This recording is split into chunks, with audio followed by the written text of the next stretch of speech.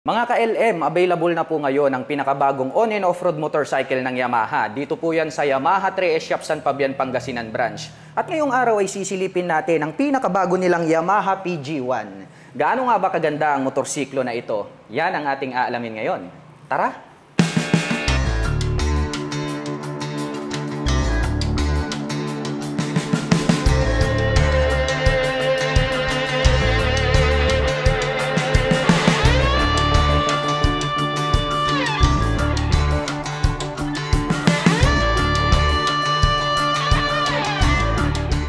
Mga ka-LM, nandirito na po yung motorsiklo na matagal nyo nang inaantay na mabigyan natin ng review. At ngayong araw ang ating pag-uusapan, ito nga po yung kanilang pinakabagong Yamaha PG1. Ito pong kanyang headlight, classic na classic yung kanyang dating dahil nga bilog yung kanyang pagkakadesenyo. At ang kanya naman pong ilaw na ginagamit ay bulb type po siya. Pagdating po rito sa kanyang high beam and low beam.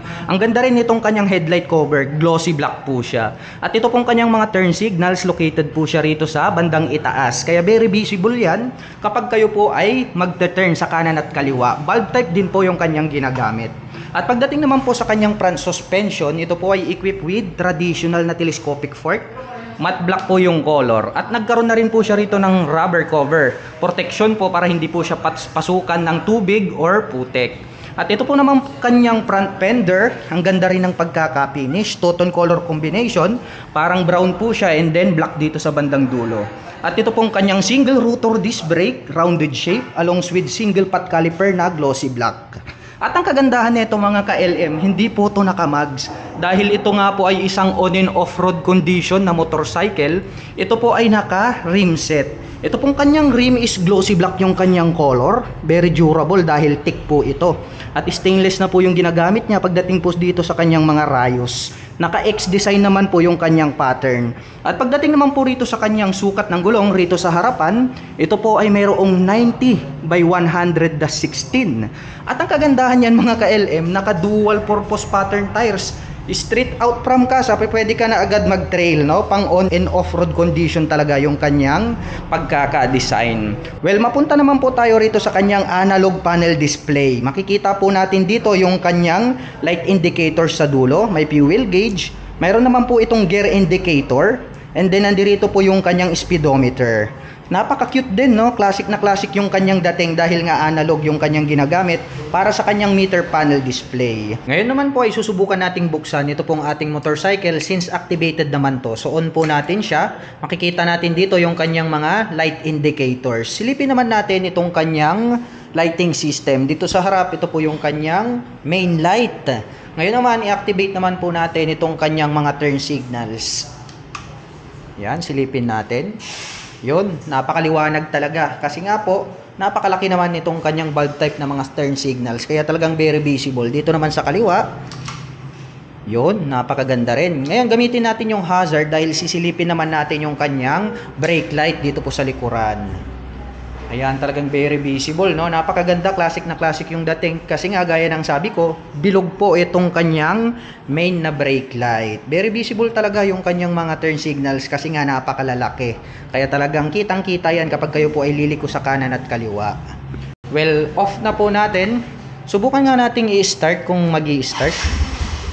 Ayan, so wala na siyang gas kaya hindi po natin siya masa-sound check. Pero napaka-forma ng dating nito pong kanilang Yamaha PG1. At pagdating naman po rito po sa kanyang ignition, ito po ay gumagamit ng mechanical key. May lock na rin po siya for safety purposes. At pagdating naman po sa kanyang handlebar, naked po ito, napaka-flawless, glossy black po yung color.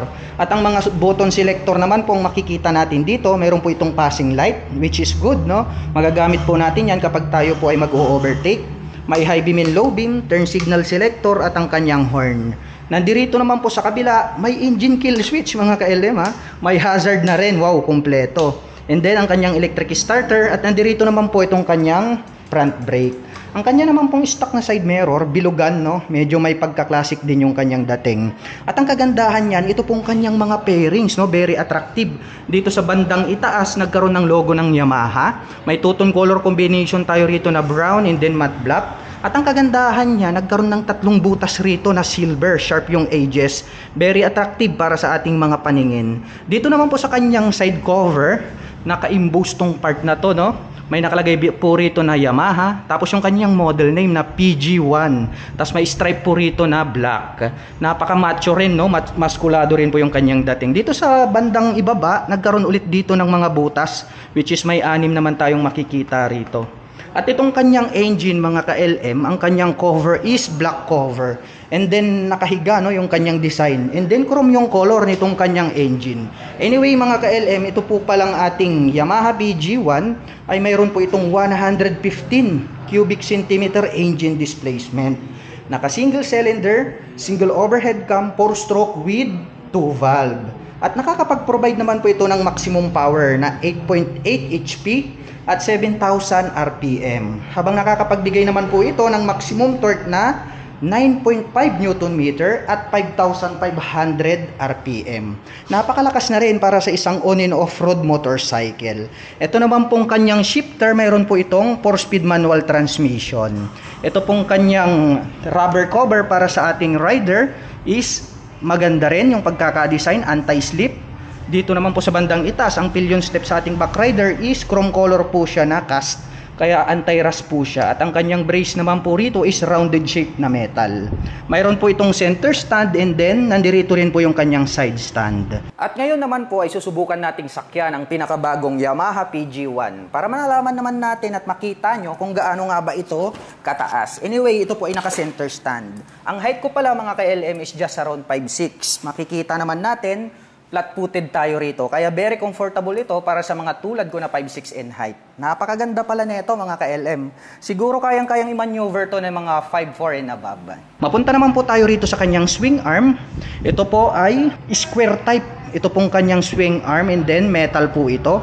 Mayroon na rin po siya ritong chain guard na matte black. At pagdating po rito sa kanyang rear suspension, ito po ay equipped with dual shock absorber.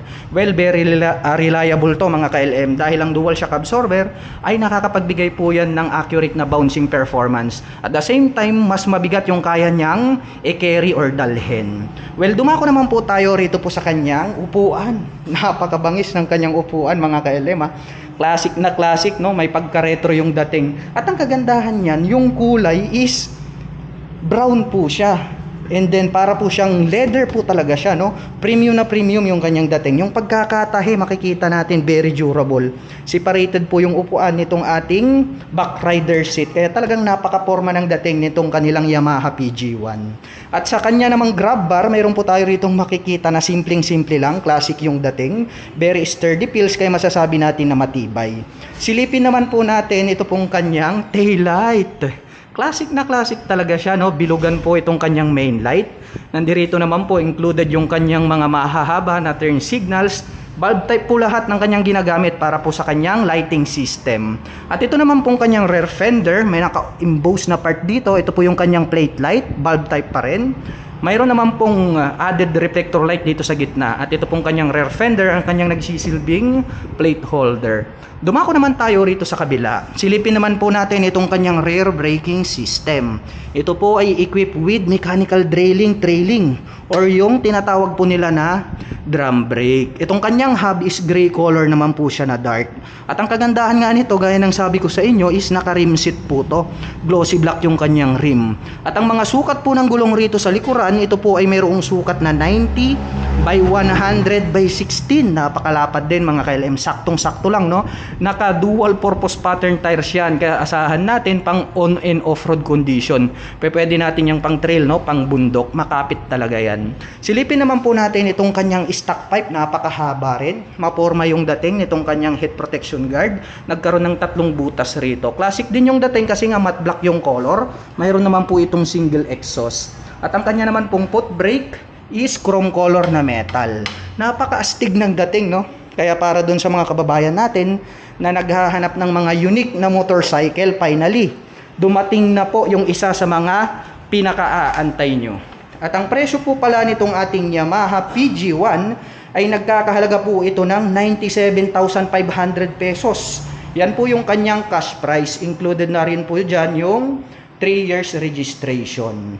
At kung balak mo naman pong kumuha ng installment, ay kailangan mo pong mag-down payment ng 11,800 pesos. At pagdating naman po sa kanyang monthly installment, ito po ay mayroong 4,854 pesos. Sa loob po yan ng 36 months. At para naman po sa mga kababayan natin na nakapanood ng video na ito at interesado pong maglabas nitong kanilang Yamaha PG1, ay maaari nyo po silang puntahan at bisitahin. Dito po yan sa Yamaha 3S Shop, San Fabian, Pangasinan branch. At para naman po pala sa aking mga fellow followers and subscribers na gusto pong mag-order nitong ating Dekalidad clothing na riding jersey, ay available po ito. Ilalagay ko na lang po dyan sa link sa description box sa ibaba. At para naman po sa mga kababayan natin na nais magpunta rito, ang kanila pong operation time is starting 8:30 AM until 5:30 PM from Monday to Saturday.